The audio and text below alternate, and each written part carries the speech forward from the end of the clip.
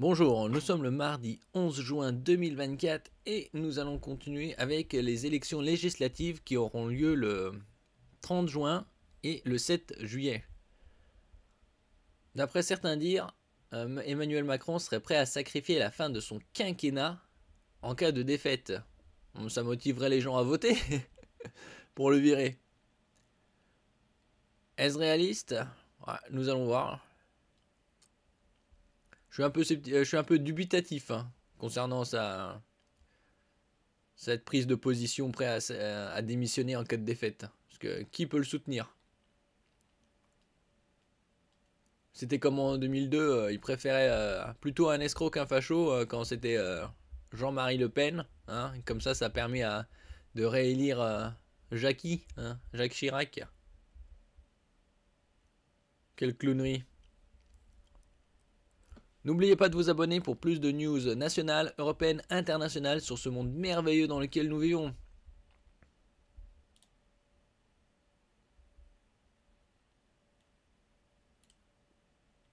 Selon Europe 1, Emmanuel Macron pourrait mettre sa démission dans la balance lors de la conférence de presse qu'il doit tenir cet après-midi pour dramatiser l'enjeu des élections législatives anticipées qu'il a provoqué en décidant la dissolution de l'Assemblée nationale dimanche soir après la claque reçue par la liste présidentielle aux élections européennes. Ainsi, d'après les informations rapportées par la station de radio, le chef de l'État n'écarterait pas cette hypothèse en cas de nouvelle défaite au scrutin à venir, dimanche 30 juin et 7 juillet. La démission du président n'est pas un tabou. Oui, c'est pas un tabou. D'après certaines rumeurs, s'il perd, ce qui est très fort, c'est quasi 100% qui est probabilité qu'il perd. Bon, si c'est 100%, ce serait une certitude, mais il y a une très forte probabilité qu'il perde. Et s'il démissionne, il se représenterait en 2027. C'est un peu de science-fiction, mais pourquoi pas? La démission du président n'est pas un tabou. Oui, il faut aujourd'hui envisager tous les scénarios, assure l'un de ses proches. Il est prêt à sacrifier la fin de son quinquennat, poursuit cette source consultée par nos confrères qui précise que la démission de Macron n'est évidemment pas l'option privilégiée.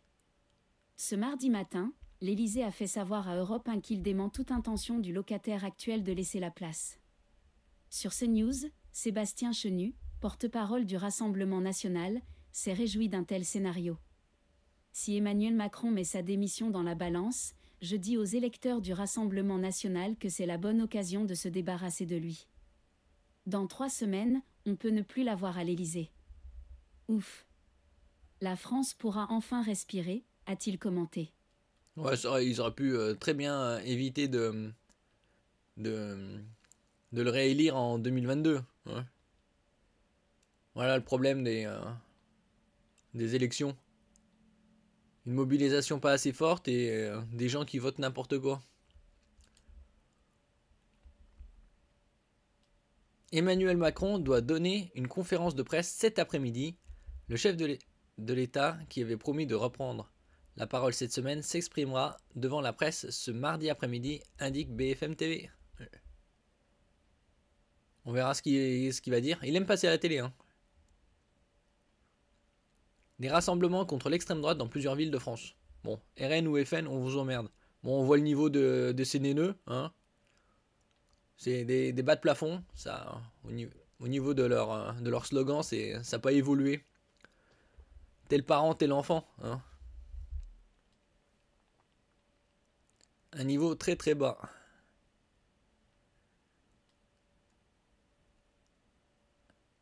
Emmanuel Macron espérait nous diviser, il nous a rassemblés selon Manon Aubry. Oui. Ouais, la gauche, toujours à piailler. Oh, il faut s'unir, l'heure est grave. Et ils s'unissent contre... pourquoi? Pour rien, ils s'unissent contre le RN. Mais en ce qui concerne le pays, pour s'unir, pour proposer quelque chose de viable, ça arrive jamais.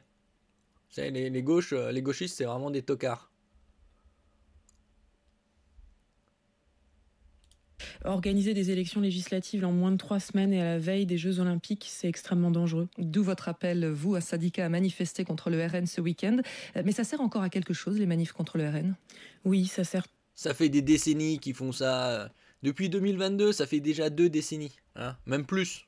Toujours manifester contre le RN, contre le FN. Mais les échecs de la gauche sont le carburant on va dire entre les guillemets, l'extrême droite, hein, parce que le RN, c'est pas l'extrême droite. Toujours d'aller manifester. La preuve, c'est que c'est grâce à la grande dynamique populaire que hier soir, il y a eu un accord d'union de la gauche, alors que on était sur des conflits irréconciliables jusqu'à il y a 24 heures. Et puis la preuve aussi, c'est quand on regarde... Alors que la gauche prône le populaire, le dialogue, l'union et tout ça. Mais elle est éclatée, la gauche. Voilà. Elle n'a jamais rien su faire de valable. Quoi que ce soit de valable. À part il y a bien longtemps. Qui se passe à l'étranger, c'est parce qu'il y a eu de grandes mobilisations en Allemagne que l'extrême droite allemande a reculé dans les urnes. C'est parce qu'il y a eu... Oui, d'un autre côté, l'Allemagne, on n'y vit pas là-bas, donc on n'en a rien à faire. De très grandes mobilisations en Espagne avec une unité syndicale sur ces questions-là, que l'extrême droite n'est pas arrivée au pouvoir en Espagne et qu'au contraire, c'est le gouvernement le plus à gauche d'Europe. On le sait en comparaison internationale et aussi dans l'histoire, notamment la CGT a appelé hier à un front populaire.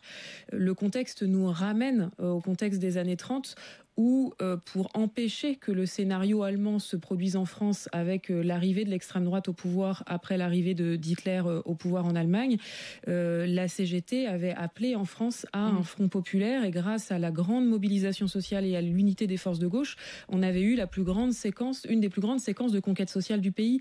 Rien n'est jamais écrit d'avance et c'est nous qui ferons la différence. Ça veut dire qu'il faut vraiment beaucoup de monde ce week-end dans les rues en France. Vous aimeriez qu'il y ait combien de personnes ?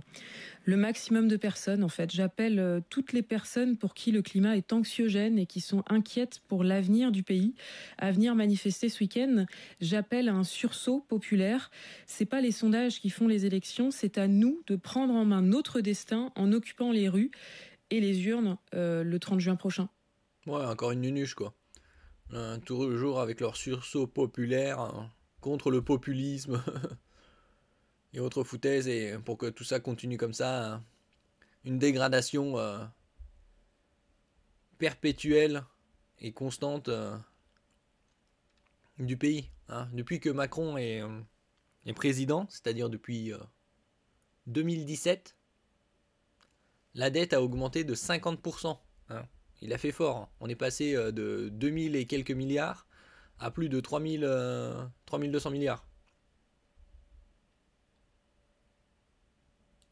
Le président vous a prévenu par téléphone dimanche soir. Qu'est-ce que vous vous êtes dit sincèrement quand il vous a dit « je vais dissoudre » ? Je me suis dit qu'on entrait dans une phase... Édouard Philippe a bien changé. Hein. Il a perdu pas mal de poils, c'est presque Mister Propre. Qui était une phase... Mister Clean. Compliquée et déterminante pour le pays. Vous êtes dit quoi ? C'est un coup de poker, pari fou Non, je n'ai pas... Écoutez, je vais vous dire, je pense que les causes et les motivations du président de la République pour prononcer cette dissolution, il faut lui poser la question, elles lui appartiennent. À la fin de la fin, redonner la parole aux Français, c'est jamais une mauvaise idée. Donc de ce point de vue-là, je peux pas me... Voilà, je suis heureux que les Français puissent avoir... Oui, redonner la parole aux électeurs, il faut aussi une bonne mobilisation. Hein. Quelque chose comme 75-80%. C'est pas exceptionnel de se mobiliser, de prendre une demi-heure dans sa journée de dimanche et aller voter. Par leur destin en main et puissent par la prochaine élection déterminer ce qu'ils veulent. Mais je me trompe, c'est toujours ça. C'est pas tout à fait ce que vous aviez prévu. Personne. Personne n'avait prévu la dissolution le soir des élections. Il y a un effet de surprise, évidemment. Bon, peut-être pas, il y en a qui s'en doutaient, hein. Mais oui, c'était très peu probable. On pensait qu'Emmanuel Macron allait protéger ses arrières, dire oui, certes, c'est une défaite aux législatives, aux élections européennes, mais ça ne concerne que l'Europe. Allez, à plus. Je vais vous dire, on peut faire la discussion sans cesse sur les causes et sur les effets. Le fait politique, c'est qu'il y a eu dissolution. Le fait politique, c'est que dans 3 semaines, il y a des élections législatives. Le fait politique, c'est que les Français doivent déterminer quelle majorité ils veulent demain. Et ça, c'est pas une petite question. Le Front populaire se construit sans Mélenchon, selon Fabien Roussel. Oui, enfin, Mélenchon, là, Jean-Luc Grosmelon, ça fait déjà pas mal d'années qu'il devrait être déjà à la retraite. Il parlait déjà en 2022, il n'avait pas réussi. C'est aux générations suivantes de faire mieux. Bon, bah, qu'il se retire. Ce sera peut-être mieux pour LFI. Et encore, c'est pas sûr. Hein.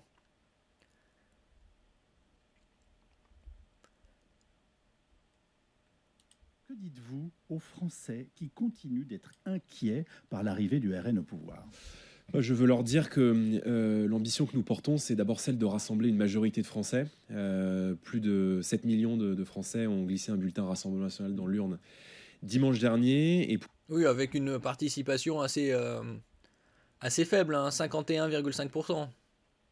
Un peu plus de 1 sur 2. Pour beaucoup, c'était la première fois. Le Rassemblement national est un mouvement patriote, républicain, qui aime profondément la France et qui a envie de porter avec une forme de bon sens et de pragmatisme des idées qui, je crois, sont majoritaires dans le pays. Donc je vais tâcher de convaincre d'ici au premier tour des élections législatives que nous sommes un parti qui a vocation à redresser le pays et à le rassembler. Et pourtant, ce parti a longtemps fait peur, celui de Jean-Marie Le Pen, on va être simple, pour vous traiter de facho. Qu'est-ce que vous répondez à ça aujourd'hui? Oui, enfin, ceux qui utilisent le terme facho, c'est des bas de plafond aussi. Hein. Toujours, c'est un truc de poivreau. Les temps ont changé. Aujourd'hui, nous réalisons dans le cadre d'une élection européenne un score historique, inédit, sans appel. Et c'est, je crois, une sanction et un désaveu extrêmement clair pour la politique du gouvernement. Donc les Français connaissent, je crois, ma sincérité, je l'espère. Ils connaissent mes ambitions, mes priorités, le pouvoir d'achat, la sécurité, l'immigration. Il y a un besoin d'ordre dans le pays et je suis prêt à... Ah, ça, c'est certain qu'il y a besoin d'ordre. Vu avec le bordel que Macron a foutu. À peine un an, un peu plus d'1 an après l'élection de Macron, il y a eu déjà les gilets jaunes. À cause de la hausse des prix du carburant. Et c'était 1,50 €. Ça s'est arrêté 1 an et demi après avec leur micmac du Covid. Et les prix du carburant ont dépassé pendant un moment les 2 € le litre. Actuellement, c'est plus ou moins 1,65, 1,80, plus ou, non, c'est soit c'est du diesel, soit c'est du SP95 ou 98. Donc c'est déjà bien plus élevé. Et pourtant, il n'y a pas de mobilisation. En ce qui concerne les agriculteurs, ça n'a pas changé puisque normalement, ils devaient avoir une réponse positive à leur demande. On est déjà pratiquement mi-juin. Et toujours rien de positif pour eux. Hein. Il y a quelques semaines, ils manifestaient. Apporter des idées qui, je le crois, sont majoritaires aujourd'hui dans l'opinion à la tête du pays. Vous avez un plan Matignon, qu'est-ce que ça veut dire? Et est-ce que vous avez longuement travaillé dessus avec Marine Le Pen?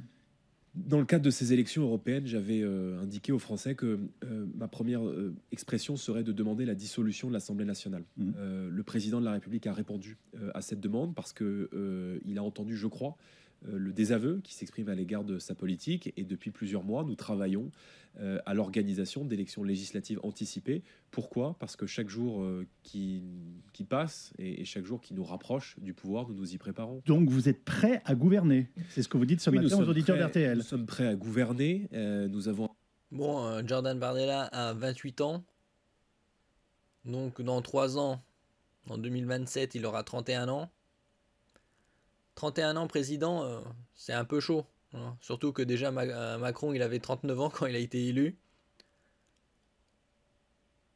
Un certain nombre de textes, de projets de loi qui sont évidemment prêts à entrer en vigueur.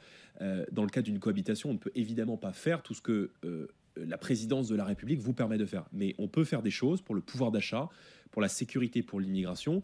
Et moi, c'est un peu l'objet de l'appel que j'ai lancé hier à d'autres... Oui, surtout que le pouvoir d'achat, le 1er juillet, j'avais fait une vidéo récemment, le prix du gaz va augmenter de 12%. Bon, il sera moins important que le prix moyen en janvier, mais il continue d'augmenter quand même. Formation politique, je veux bâtir la majorité la plus large possible. Voilà, parce que je pense que le Rassemblement national peut gagner ces élections législatives, et c'est la raison pour laquelle, parce que je crois dans le rassemblement, je m'adresse aussi à d'autres formations politiques. Alors, en leur proposant de travailler avec moi dans le cadre d'un gouvernement d'union nationale. Soyons. Bon, il serait temps pour virer Manu, hein. Emmanuel Macron. Ça fait déjà bien trop longtemps qu'il est à l'Élysée. Éric Ciotti appelle à clarifier la position de LR face au RN. Ouais, il paraît qu'il y aura un rassemblement autour du Rassemblement national de la partie, d'une partie de la droite.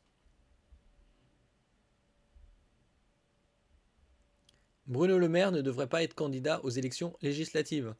Ah, Bruno, numéro uno. Quand je dis qu'il faut limiter le nombre de mandats de députés à 3, je tiens parole. Assure celui qui a déjà été élu député de l'Eure 3 fois. Si le 8 juillet je me retrouve sans fonction ministérielle, je n'ai pas de point de chute, a-t-il encore indiqué. Oh là, le pauvre.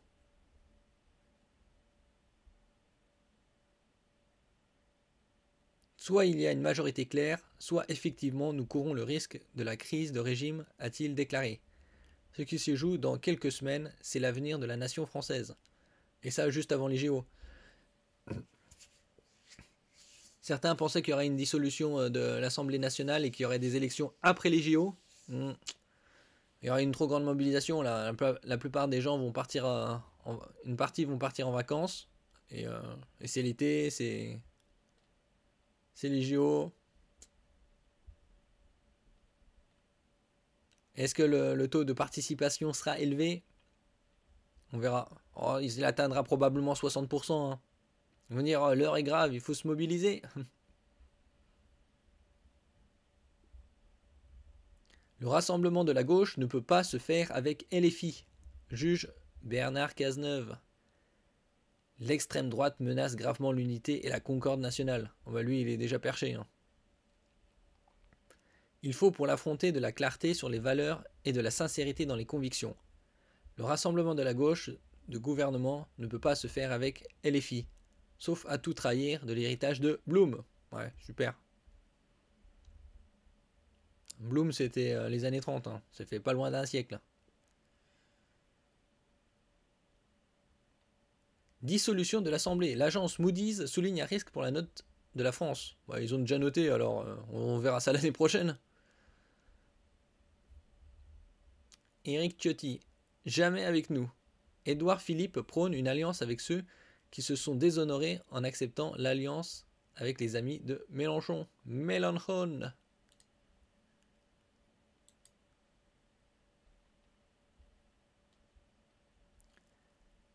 Glucksmann dit non au Front populaire aux côtés de LFI. On a vu les positions de LFI et Glucksmann, c'est assez normal.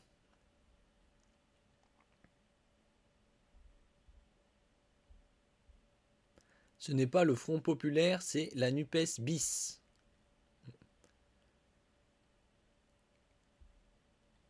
Alors, quelques jours pour faire Front populaire, signature, les écologistes, la France insoumise, le Parti communiste français, le Parti socialiste. Donc, oui, les écologistes étaient quoi, 5-5 ? La France insoumise, quasi 10. Bon, on va arrondir à 10. Le communiste, c'était 2,5. Donc, 5,5, 10, 2,5, ça fait 18. Et le Parti socialiste était à 14. Donc, ça fait 32. Donc il y a 4 partis pour égaler le pourcentage du RN. Faut qu'ils se posent des questions, hein, les gauchistes.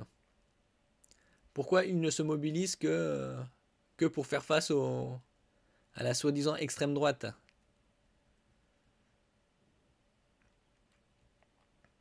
Une majorité de Français satisfaits de la dissolution. Les Français sont à une large majorité de 66%, on va dire 2 tiers, satisfait de la dissolution de l'Assemblée nationale selon un sondage IFOP pour Paris Match, publié ce mardi. Selon cette enquête, 24% des sondés se disent tout à fait satisfaits et 42% plutôt satisfaits. Ouais, c'est une très bonne chose. Vivement le 30 juin et le 7 juillet pour voir le score très bas de la Macronie.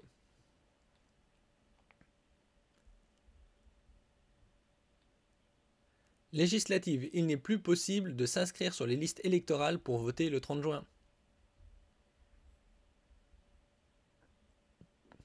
Le ministre de l'Intérieur l'a confirmé auprès de nos confrères du Nouvel Obs. L'élection aura lieu à partir des listes électorales arrêtées à la date du décret du 9 juin. Cela signifie donc qu'il n'y a pas de délai supplémentaire pour s'inscrire sur les listes. Il faut faire votre devoir citoyen. Hein. On ne vote pas juste parce qu'il y aurait une soi-disant menace d'extrême droite. Explique-t-on, précisant que le délai de 6e vendredi précédant l'élection comme date limite d'inscription ne peut être mis en œuvre. Oui, puisque c'est dans 3 semaines. En moins de 3 semaines. En revanche, toutes les personnes qui se sont inscrites entre le 3 mai, date limite d'inscription pour les élections européennes, et le décret du 9 juin, sont bien inscrites pour les élections législatives, poursuit le ministère. Gabriel Attal ira au bout de son devoir pour éviter le pire. Gabriel Attal, il a quoi, 34-35 ans? Ouais, 35 ans maintenant. Comment a-t-il été propulsé au rang de Premier ministre? Qu'a-t-il fait de si exceptionnel pour arriver à ce rang-là? Prendra-t-il le relais de Macron en 2027? Ce qui fera de lui, s'il se présente, et dans une hypothétique élection de Gabriel Attal, le même âge que Macron. Macron, il avait 39 ans en 2017, quand il a été élu. Gabriel Attal, il aurait 38, quasi le même âge, quoi. Silencieux depuis l'annonce de la dissolution de l'Assemblée nationale, le Premier ministre s'est exprimé ce mardi devant les députés Renaissance et a assuré qu'il ira au bout de son devoir pour éviter le pire. « J'irai au bout de mon devoir de citoyen attaché à son pays qui donnera tout pour éviter le pire. Et au bout de mon devoir de Premier ministre pour agir au service des Français jusqu'à la dernière minute », a-t-il déclaré. Il a par ailleurs jugé révoltant que les socialistes veuillent construire un accord avec la France insoumise. Bah oui, c'est normal ça.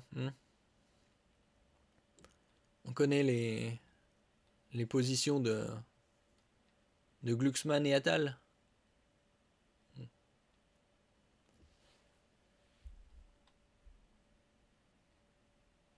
Bah, rendez-vous le 30 juin et le 7 juillet pour voir quel score quel parti fera. Probablement le RN fera 35 voire 40%. Hein. Avec une bonne alliance de droite, pourrait même atteindre 45. Est-ce qu'ils atteindront 51%? Ce sera assez difficile. Quant aux gauchistes, la gauche, elle a vraiment du mal à se coordonner pour créer une réelle opposition. La seule chose qui se mettent d'accord, c'est juste pour faire barrage, comme les castors qu'ils sont là. Et ils proposent rien de valable.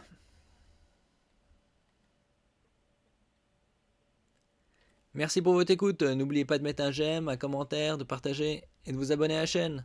À la prochaine fois.